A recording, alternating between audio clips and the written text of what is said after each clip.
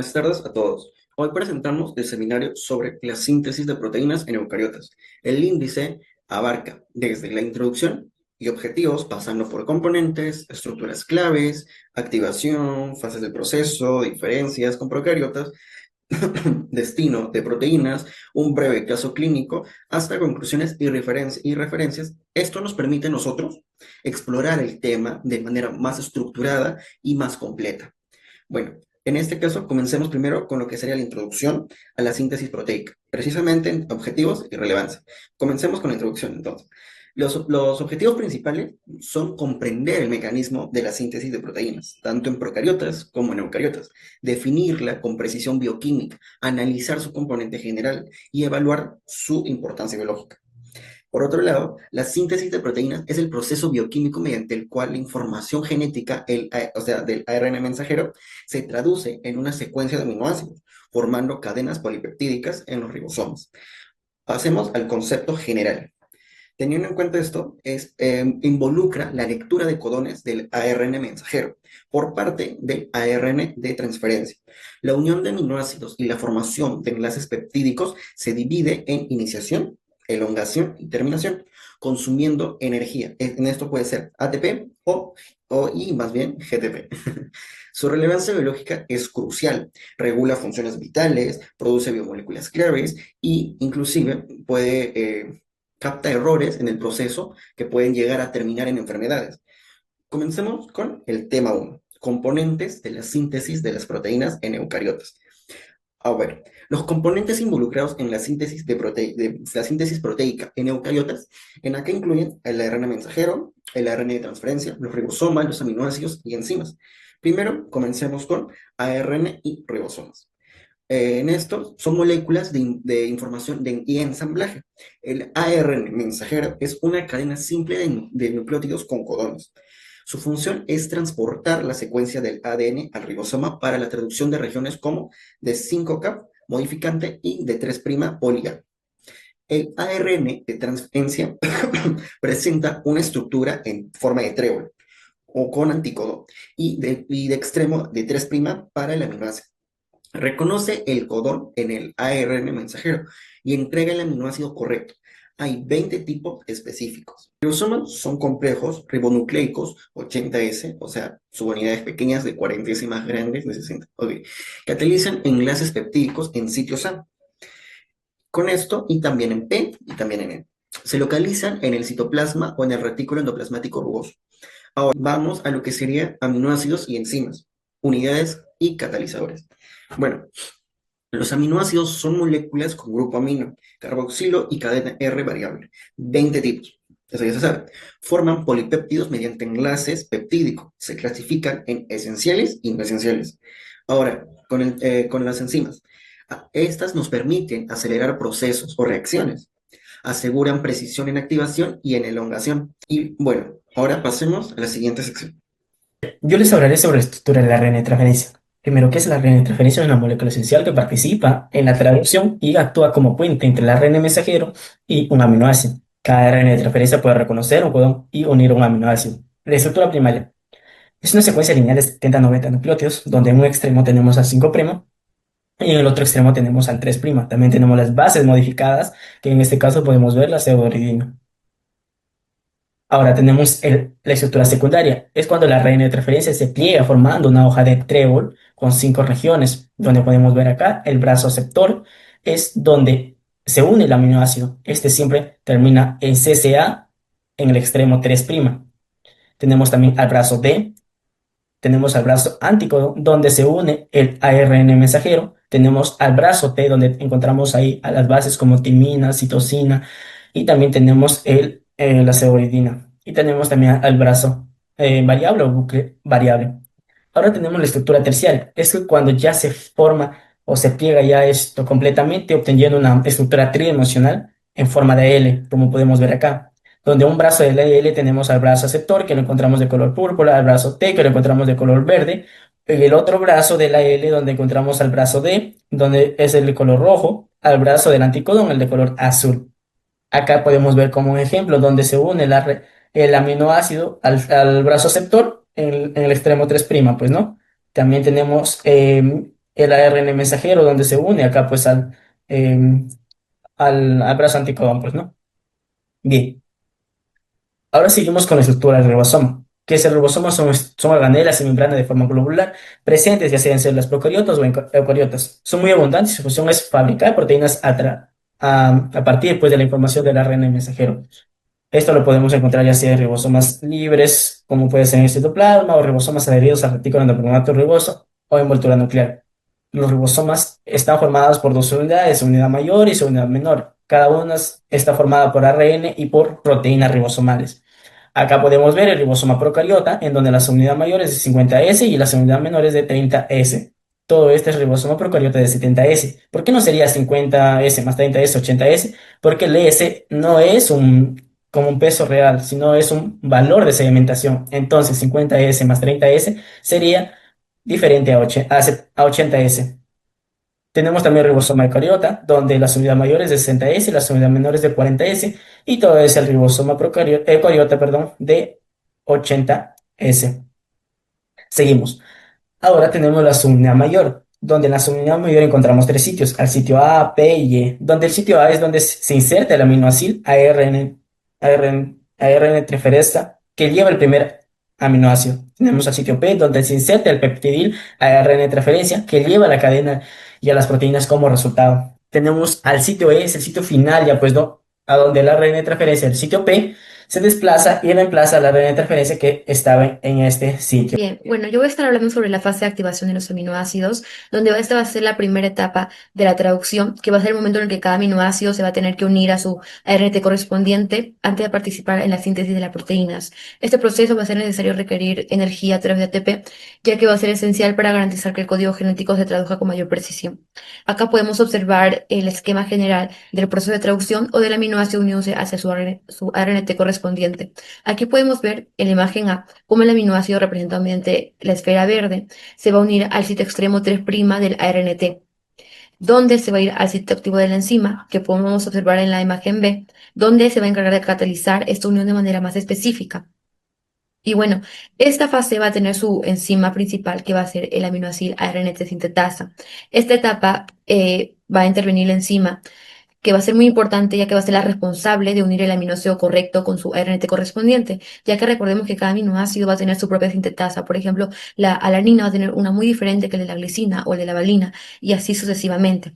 Como podemos observar en esta figura, cómo la sintetasa va a reconocer primero al aminoácido y luego la RNT, los va a unir y luego va a realizar un proceso llamado proofreading o corrección de errores. Este mecanismo va a permitir que si el aminoácido equivocado se unió por error, la enzima lo va a detectar y lo va a corregir antes de continuar. Esto va a asegurar la fidelidad al código genético. Ahora, ¿cómo se va a formar esta enzima? Para esto va a pasar por dos etapas muy importantes para que esta enzima, para que se pueda activar a través de los aminoácidos. Primero el aminoácido va a reaccionar con el ATP y a formar un intermediario de alta energía llamado el aminoácido AMP, donde va a liberar pirofosfato. Luego el aminoácido activado se va a transferir al ARNT, formando el aminoácido ARNT y el AMP, donde el AMP va a ser liberado. Acá podemos observar el esquema de lo que le acabo de explicar, donde como el aminoácido en este caso va a ser la valina, eh, se va a unir al ARNT en dos etapas. Acá podemos observar al aminoácidos y se va a dividir en dos etapas. En la activación con el ATP y en la transferencia del ARNT. El producto final va a ser el aminoácido ARNT, que va a ser el responsable de transportar el aminoácido a través del ribosoma durante la traducción. Ahora, esto va a tener una relevancia biológica, biológica que esta fase va a tener una función clave que va a ser el de garantizar la fidelidad de la traducción genética. Si el aminoácido equivocado se une a la RNT, toda la proteína puede formarse mal. Por eso el proceso consume ATP y está controlado. Acá podemos observar en la imagen cómo el aminoácido RNT ya activado va a entrar al ribosoma, listo para formar el enlace peptídico durante la elongación. Esto va a demostrar que sin activación previa, la traducción simplemente no podría comenzar. Y bueno, en conclusión, la fase de activación de los aminoácidos es como el paso de preparación y control de la calidad antes de fabricar la proteína. El aminoácido ARNT sintetasa se va a asegurar de que cada aminoácido esté correctamente aparejado con su ARNT correspondiente, donde va a utilizar energía y mecanismos de corrección. Gracias a esta precisión, las células van a poder producir proteínas funcionales y evitar errores que van a afectar la vida celular. Voy a explicar el tema de lo que son las fases de la síntesis de proteínas, que es un proceso fundamental para la vida, porque a partir de la información genética contenida en lo que es el ADN, nuestras células pueden fabricar todas las proteínas que necesitamos para funcionar, como enzimas, hormonas, receptores, estructuras y mucho más. La síntesis de proteínas, también llamada traducción, es el proceso mediante el cual la información del ARN mensajero se convierte en una cadena de aminoácidos. Este proceso ocurre en los ribosomas e involucra tres tipos de ARN: ARN mensajero, ARN ribosomal y ARN de transferencia, además de múltiples proteínas auxiliares llamadas factores de iniciación, elongación y terminación. La traducción se divide en tres fases principales. Primero tenemos lo que es la iniciación. La iniciación es la etapa en donde la célula prepara el complejo necesario para comenzar a sintetizar la proteína.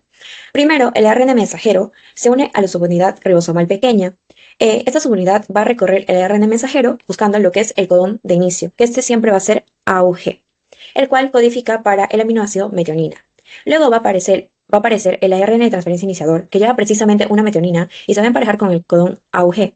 Aquí participan una serie de proteínas llamadas factores de iniciación, conocidos como la IFS. Aquí está lo que es la IF2. Y su función es organizar, estabilizar y asegurar que cada molécula esté en su lugar correcto. Finalmente, cuando el ARN mensajero, el ARN T iniciador y la subunidad pequeña están bien acomodados, se van a unir a lo que es la subunidad ribosomal grande, formándose el ribosoma funcional, y desde este punto la maquinaria está lista para empezar lo que es a construir la proteína. Luego tenemos la segunda fase, que es la fase de la elongación. Acá, una vez formado lo que es el ribosoma funcional, los aminoácidos se van a ir incorporando uno por uno a la cadena en crecimiento. Cada aminoácido va a llegar transportado por un ARN de transferencia, el cual va a ingresar primero lo que es al sitio A y del ribosoma, y luego el anticodón del ARN de transferencia, que coincide con el codón del ARN mensajero, la enzima peptidil transferasa, va a formar lo que es el enlace peptídico entre el nuevo aminoácido y la cadena en lo que es en formación. Luego va a ocurrir lo que es la translocación, donde el ribosoma se va a desplazar a lo largo del ARN mensajero, moviendo los ARNTs entre los sitios del ribosoma y liberando a aquellos que ya pues trajeron su aminoácido. Todo este movimiento va a requerir lo que es energía y se va a usar lo que es el GTP. En esta etapa intervienen pues, los factores de elongación como la EF1 y la F2, que facilitan lo que es la entrada de los aminoácidos y el desplazamiento del ribosoma. Este ciclo se va a repetir constantemente, añadiendo aminoácidos y alargando lo que es la cadena polipeptídica. Por último, tenemos lo que es la terminación. La terminación es la última fase. Acá inicia cuando el ribosoma va a encontrar uno de los codones de parada, que puede ser UAA, UAG o UGA. Acá tenemos un UAG. Estos codones no codifican aminoácidos, estos señalan lo que es el fin de la síntesis de proteínas. En este momento se van a unir a los factores de liberación, conocidos como los RFs. Este es, por ejemplo, el RF1. Su función es romper la unión entre el último RNT y la cadena polipeptídica, permitiendo que la proteína nueva sea liberada. Finalmente, lo que es el ribosoma se va a disociar en dos subunidades y quedando disponible para iniciar un nuevo ciclo de reducción. En conclusión, la síntesis de proteínas es un proceso bioquímicamente controlado que depende de la correcta lectura del ARN mensajero, la acción coordinada del ARNT y ribosomas y el uso constante del GTP para precisión y movimiento. La iniciación establece lo que es el marco de la lectura, la elongación va a construir la cadena por la actividad de la peptidiltransferasa y la terminación va a liberar el polipéptido. En caso de la comparación de los eucariotas y procariotas, primero tenemos en el caso de la replicación. Básicamente tiene solamente una burbuja de replicación, o sea, un origen, que es el DNA en el caso de la procariota. Pero si nos vamos en el caso de la eucariota, esta va a tener múltiples orígenes de replicación, es decir, múltiples burbujas, porque esta tiene varios cromosomas que le va a permitir formar diferentes horquillas. Después tenemos los diferentes modelos de replicación, por ejemplo, caso de eucariota, que es la teta. Este es un modelo de círculo rodante común del bacteriano. Después está círculos rodantes, que es básicamente utilizada por plásmidos para que estos se rompen y estos pueden como un molde continuo que va a permitir que se desplace la cadena en forma de rueda de la cadena original. Y está el de la eucariota, que es la replicación lineal básicamente conocida por horquillas de replicación que avanzan bidireccionalmente hasta que en un momento se fusionan. Después está el encaso de la transcripción.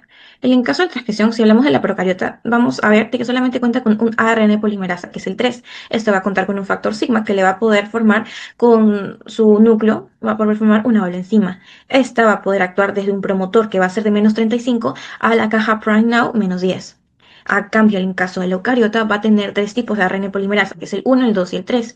Este caso de la 2 va a tener diferentes factores de iniciación, por ejemplo, el DBT, con el HAT, que es histonas acetiltransferasa, que va a permitir que se desarrolle el ADN y esta va a tener múltiples complejos factores de transcripción que va a permitir que identifiquen el promotor y la caja TATA para que inicie este complejo básico de transcripción. Luego, si nos vamos a la traducción, sería que en el caso de la procariota, la traducción es un poco más rápida, debido a de que esta va a solamente necesitar de que el procesamiento se puede dar de la misma manera el núcleo, una vez puede darse simultáneamente esto. También tenemos de que la eucariota necesita caperuza y colapolia para eliminar o prevenir, es decir, la acción de las exonucleasas. Esta va a necesitar hallar una secuencia cosa que es los codones de inicio, y también esta va a contar con un codón primero, un anticodón con su aminoácido, que es la metionina. Después esta va a tener en elongación diferentes factores como el EF1 alfa, que le va a permitir después con el EF2 la translocación del ribosoma y así terminar y eliminar la cadena peptídica con una molécula de agua. Acá, si nos vamos a hablar de la procariota en sí, es que esta va a ser la iniciación con no metionina, sino formilmetionina en sus aminoácidos del ARN de transferencia. Y esta también va a identificar el codón de inicio A o G, como en el caso de la eucariota. Pero en el caso de la elongación va a necesitar EF2, que esto con el factor EF2G EFG va a permitir que el ribosoma se transloque y esto permitir luego que en la terminación de la traducción con factores de liberación, que es release factor, permitan liberar, vale la redundancia, esta cadena peptídica. Luego, si nos vamos a otros factores, es que en la procariota, como ya mencioné, este factor puede ocurrir simultáneamente, pero en la eucariota, en el núcleo ocurre la transcripción y la traducción va a ocurrir en el citosol. Entonces es una diferencia que se puede recalcar en sí. Bueno, en el caso de las proteínas, ¿dónde se dirigen? En el caso del artículo endoplasmático, que son a los ribosomas libres, estas van a tener lugar en el citosol, debido a que son importadas posterior a la síntesis. Por ejemplo, en el núcleo se va a utilizar una señal de localización nuclear, una NLS, que va a permitir que pase por el poro. Pero en el caso, si hablamos de la mitocondria, cloroplastos, estas van a necesitar complejos como el translocón. ¿Por qué? Porque estos van a ser mecanismos de importación post-traducción. A cambio, si hablamos del artículo endoplasmático, estos van a tener una secuencia señal hidrofóbica, que les va a permitir que esta partícula de reconocimiento señal, que va a ser un SRP, se transporte por un translocón, y esto les permita que su destino final después sea transportarse al aparato de Golgi para que ésta pueda empaquetarlas y distribuirlas, ya sea de secreción o también puede ser que se vayan a la membrana plasmática, pueden ser hormonas, por ejemplo, o también pueden ser a los mismos lisosomas. Bien, ahora seguimos con el caso. Un bebé de 2 meses llega con un llanto agudo tipo maullido, microcefalía y dificultad para alimentarse. La exploración muestra hipotonía severa y retraso de desarrollo temprano.